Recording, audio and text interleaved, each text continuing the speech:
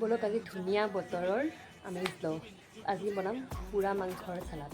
বলক মন পিছলিব ভাল লাগিব। এইখিনিত তেল নিমখ মছলা যি সানিবলগীয়া আছে এইখিনি গোটেইখিনি মায়ে সানি থৈ দিছে। মোৰ আজি হাতখন বহুত বেছি বিষাই আছে, তাতে মই বেণ্ডেজ লগাই থৈ দিছোঁ। বলক এইখিনি এতিয়া কৰি দিওঁ। জুইটো অলপ বেছি হৈছে, কিন্তু কমাবলৈকে নোৱাৰোঁ।